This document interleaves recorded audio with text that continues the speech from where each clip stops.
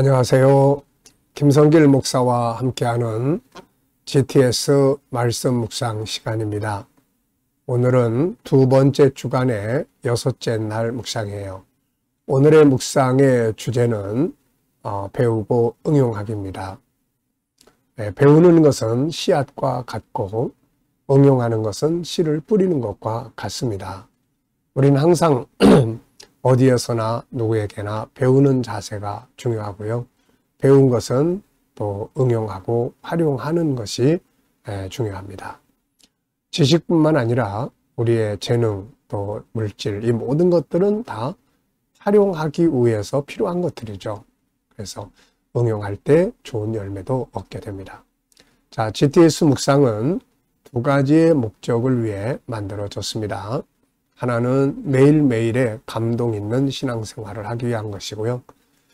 또 하나는 삶의 현장의 변화와 발전을 위한 것입니다.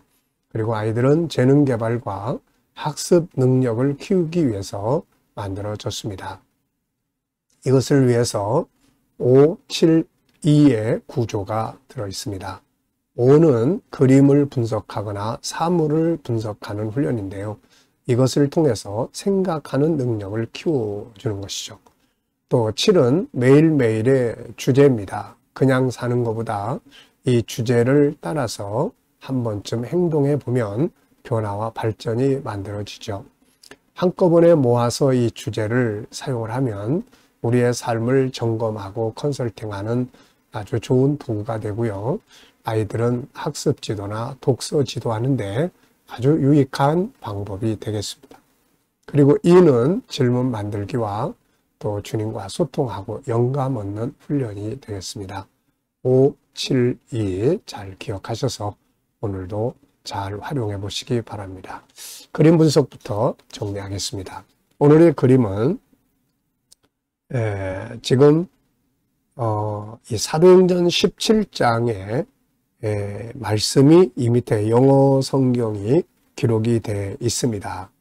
자, 그래서 이 17장은 데살로니가에 가서 복음을 전하는 그런 장면이죠. 그리고 베레아로 가고 아덴까지 가는 내용이 데살로니가전서 17장의 내용입니다. 자, 이 그림을 보면서 이제 바울이 그런 가는 곳에서 이렇게 열심히 말씀을 전하는 그런 그림입니다. 자, 이 그림 보시면서 제목도 생각해 보시고요. 느껴지는 것이 있으면 적어 보십시오. 저는 제목을 전하는 자와 듣는 자의 자세 이렇게 적어 봤고요. 전하는 자와 듣는 자의 자세. 그리고 의미는 복음은 전해져야 한다. 그런데 전하는 자의 자세와 듣는 자의 자세가 중요하다. 어떻게 전해야 하느냐, 또 들을 때 어떤 마음으로 듣느냐가 그 다음의 결과를 만들어내게 되는 거죠. 자, 분석해 보겠습니다. 우선 눈에 보이는 부분은 이 붉은 옷을 입은 사람이 아마 바울인 것 같아요. 그래서 열심히 전하고 있고요. 그 다음에 이제 두루마리의 내용, 이것은 전하는 내용이 아닐까 싶습니다. 그리고 앞에 있는 5명의 사람이 일단 보이고요. 그리고 또 그들이 앉아있는 양탄자도 있고요. 또 바울의 뒤에는 여러 가지 모습의 두루마리 같은 내용들이 있고요. 그리고 저 뒤쪽으로는 건물의 기둥들이 보입니다. 자, 보이지 않는 부분에는 뭐가 있을까요? 우선 여기는 어딘가 하는 장소적인 부분이 있고요. 또 이 전하는 사람은 누구인가? 그 사람은 지금 무엇을 전하고 있는가? 그리고 이 앞에 있는 듣는 자들은 누구이며 이들은 지금 어떤 마음으로 바울의 말씀을 듣고 있는가? 그리고 그 결과는 무엇인가? 이런 내용들은 다 보이지 않는 부분들이죠. 세 번째입니다. 중요한 것은 뭔가? 그림에서 가장 중요한 것은 무엇인가요? 저는 전하는 자와 듣는 자의 자세, 그리고 전하는 내용, 이게 아주 중요하다고 생각을 합니다. 뭘 전하느냐가 참 중요한 거죠. 자, 우선 또 연상법 훈련이에요. 눈 감고요. 그림 한번 쭉 떠올려 보십시오. 먼저 전하는 자 바울의 모습, 붉은 옷을 입고 있고요. 그리고 앞에는 두루마리 펴서 보여주고 있습니다. 그리고 그 앞에는 5명의 사람들이 있고요. 그들이 앉아있는 양탄자도 있고, 바울의 뒤쪽으로는 두루마리들이 쭉 모여 있고, 또 이쪽에 저 뒤에는 건물의 기둥들이 이렇게 보입니다. 네. 자, 그리고 이 그림과 관계되어 있는 말씀도 한번 또 쭉 떠올려 보죠. 저는 사도 바울이 복음을 전하러 다닐 때 듣는 자들의 자세를 보여주는 내용들이 있습니다. 우선 사도행전 16장에 보면은 강가의 여인들에게 바울이 가서 말씀을 전할 때 거기서 루디아가 마음을 열게 되죠. 그 다음에 마음을 연다는 것은 성령의 도우심도 있는 것이지만 루디아라는 여인이 얼마만큼 그 말씀에 집중하고 있는지를 보여줍니다. 자, 또 사도행전 17장에는 이제 바울이 데살로니가를 떠나서 베레아로 갔는데 그곳에 있는 사람들은 데살로니가인들보다도 더 신사적이었다. 그래서 말씀을 더 사모했고 나중에 들은 바 된 말씀을 다시 이렇게 생각해보는 사람들이었다. 말씀을 듣는 자세가 아주 젠틀했다는 거죠. 자, 그 다음에 이제 데살로니가전서 2장에도 데살로니가인들의 말씀 듣는 자세를 또 이야기를 했어요. 너희가 내 말을 들을 때 사람의 말로 받지 않고 하나님의 말씀으로 받으니 이 말씀이 오늘 너희 가운데서 역사한다. 이런 내용이죠. 자, 그래서 이렇게 말씀을 듣는 자세가 아주 중요합니다. 전하는 자의 자세도 아주 진지해야 되고 듣는 자도 아주 그 말씀을 그냥 지식으로만 듣고 또 잠시 듣는 이야기가 아니라 진리로 듣는 보물처럼 듣는 이 자세가 중요한 거죠. 자, 상상력 키우기입니다. 이 그림을 가운데 그리고요. 다음 그림, 앞에 그림은 어떤 그림을 그리면 좋을까요? 뒤에는 또 어떤 그림을 그리면 좋을까요? 저는 앞에는 빌립보에서 복음 전할 때 이 자주장사 루디아의 말씀 듣는 자세를 한번 그려보면 좋겠고요. 다음 그림은 베레아 사람들이 바울의 말씀을 듣는 자세, 바울이 신사적이라고 기록을 했는데 이들의 자세도 한번 그려보면 어떨까 싶습니다. 참 말씀을 듣는 자세가 그 다음에 결과를 만들어내는 거죠. 자, 미래를 어떻게 살고 싶은가요? 그렇다면은 지금 무엇을 해야 할까요? 네. 미래를 어떻게 살고 싶습니까? 그렇다면 또 지금 무엇을 해야 될까요?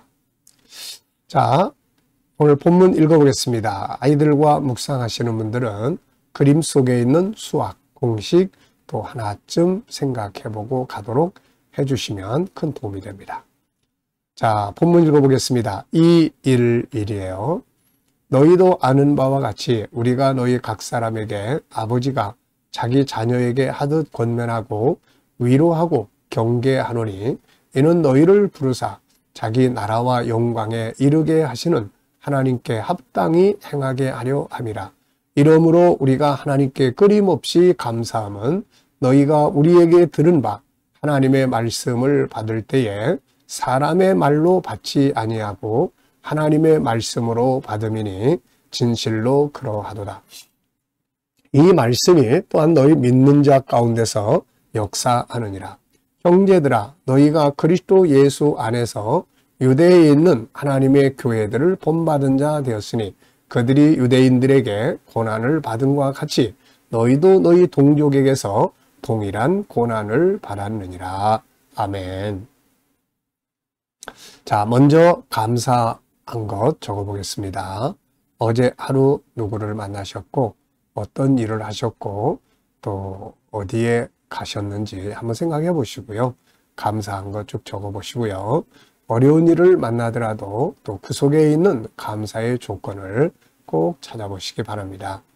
감사가 사실 승리의 비결이거든요. 오늘 또 하루를 시작하면서 감사한 거 적어 보시고요. 미래를 또 생각하시면서 감사하고 싶은 내용들을 또 적어 보시면 되겠습니다. 자, 오늘 본문에서 느껴지는 것은 무엇인가요? 전 4가지를 적었는데요. 말씀을 전하는 바울, 리더자의 자세, 아버지의 마음을 갖는 것이 중요하다. 아버지의 마음. 네. 그냥 단순한 강사가 아니라 아버지의 마음으로 복음을 전하는 것이 참 중요하죠. 두 번째는 바울은 그들을 생각할 때마다 끊임없이 감사했다. 그래서 감사가 뭐 이렇게 원망, 불평, 감사, 원망, 불평, 감사 이렇게 왔다리 갔다리 할 게 아니라 정말 끊임없이 감사를 할 수 있는 감사의 달인이 되는 게 참 중요하다. 세 번째는 이 데살로니가 교인들이 역사하는 믿음. 역사한다는 건 움직이고 활동하는 믿음이에요. 참 중요한 거죠. 그래야 열매가 맺어집니다. 네 번째는 이들이 고난을 받고 있는데 특별히 오늘 아침에 다가오는 것은 동족들에게서 받는 고난이다. 그러니까 모르는 사람한테서 받는 고난이 아니라 아는 사람들, 같은 동족, 친구, 네, 가족. 그래서 사실 이 심리의 아픔도 이 가족들로부터 받는 아픔이 훨씬 더 많다고 그러죠. 이게 참 안타까운 내용이죠. 서로 도와주고 배려하고 이해하고 공감할 것 같은데 실제는 가족들, 가까운 사람들로부터 신앙의 핍박도 받게 된다는 거죠. 자, 두 번째는 본문에서 꼭 배우고 응용해야 할 내용은 뭔가요? 자, 저는 우선 리더자의 자세를 우리가 배워야 되겠고요. 올바른 신앙의 목표를 잘 가져야 되는 것도 배워야 되겠습니다. 신앙의 참된 목표는 세상 나라가 아니라 하나님의 나라와 그 영광에 이르는 것이다 하는 거죠. 세 번째는 전하는 자와 받는 자의 자세, 그리고 네 번째는 역사하는 믿음, 다섯 번째는 고난의 의미, 이런 것들은 본문에서 우리가 잘 기억해 두면 좋을 것 같습니다. 자, 이제 주일에 초청할 사람을 위한 기도와 전화하기인데요.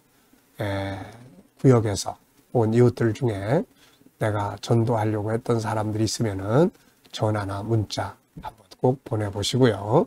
그리고 또 아무것도 없다 그런 분들은 내일 주일에 원근 각지에서 또 많은 영혼들이 하나님께 나올 수 있도록 기도해 주시면 되겠습니다. 자, 네 번째입니다. 이번 주간에 나의 삶의 현장에서 본문의 내용이나 또 572를 응용해 본 것이 있다면 무엇인가요? 자, 저는 아이들에게 독서 지도, 월요일 날마다 5와 7을 사용해서 독서 지도를 하고 있습니다. 아주 좋은 방법들이니까요. 자녀를 키우시는 부모들은 꼭 활용해 보시고요. 또 묵상할 때 572, 또 생활 속에서 주님 어떻게 할까요? 이런 것도 많이 활용해 보시기 바랍니다. 자, 질문 만들어 보겠습니다. 말씀이 살아서 역사하기 위해 필요한 것은 무엇인가? 이 말씀이 듣고 끝나버리지 않고 이게 내 삶에서 살아서 역사하기 위해서는 뭐가 필요하냐? 우선은 잘 듣는 게 중요하죠. 잘 듣는 거예요. 사모하는 마음, 귀 기울여서 집중력을 동원해서 듣는 거예요. 그 다음에 이제 들은 말씀을 그대로 끝나면 잊어버립니다. 그래서 그 다음에는 지난 주일날 내가 어떤 말씀을 들었지? 다시 묵상하는 거예요. 그러면 이 말씀이 다시 생각이 나게 되고 활용할 수 있는 그 능력이 커지죠, 이게. 사람은 뭔가 생각하는 것을 행동하게 돼 있습니다. 그래서 말씀도 자꾸 내 안에서 떠오르면 행동하기가 쉬워져요. 근데 안 떠오르고 잊어버리면은 아주 실행은 불가능한 거죠. 자, 개인 질문입니다. 영적 생활에 대한 질문인데요. 여러분들도 자신의 영적 생활에 대해서 질문 한두 개 만들어 보시고 한번 생각해 보는 시간 가져보십시오. 저는 나의 영적 생활에서 발전해야 될 부분은 뭔가? 하나는 영성이고요. 하나는 사명을 위해서 G7, GTS 분야가 더 발전을 해야 합니다. 자, 이 시간은 주님과 소통하고 영감 얻는 시간이 되겠습니다. 자, 눈 감아 보시고요. 본문 한번 떠올려 보십시오. 211 그리고 7가지 주제도 떠올려 보시고요. 오늘 내가 누구를 만나고 또 어떤 일을 하고 어디를 가게 되는지 한번 쭉 생각해 보시면서요. 주님 어떻게 할까요? 주님이라면 어떻게 하시겠습니까? 이것을 묻고 기다려 보시면 주님이 주시는 영감이 여러 가지로 나타납니다. 지혜로도 나타나고 말씀으로도 떠오르고 확신으로도 떠오르고 감동도 떠오르고 합니다. 자, 이렇게 살면 내 생각으로 사는 것보다는 훨씬 더 좋은 삶을 살게 되는 거죠. 오늘도 주님 주시는 영감을 가지고 행복한 하루 되시기 바랍니다. 기도하고 마치겠습니다. 주님 감사합니다. 오늘도 묵상으로 하루를 시작합니다. 함께하는 모든 이들의 가정, 직장, 사업장마다 형통하게 하시고 치료받는 교우들은 치유의 능력으로 함께하여 주옵소서. 어려운 문제를 안고 기도하는 성도들에게 감당할 힘을 주시고 합력하여 선을 이루도록 인도해 주시옵소서. 대한민국을 지켜 보호하여 주시고 나라의 지도자들에게 지혜를 주셔서 나라를 바르게 이끌어 갈 수 있게 하여 주옵소서. 주님, 오늘도 또 세계 곳곳에서 복음을 위해 수고하시는 선교사님들에게 함께해 주시고 KDM 훈련을 통해서 전국 복음이 더욱더 많은 나라에 전파되고 GTS 묵상도 더 많은 이들에게 공급되고요. 다음 세대를 양육하는 일에 귀하게 사용되게 하여 주옵소서. 감사하며 예수님의 이름으로 기도하옵나이다. 아멘.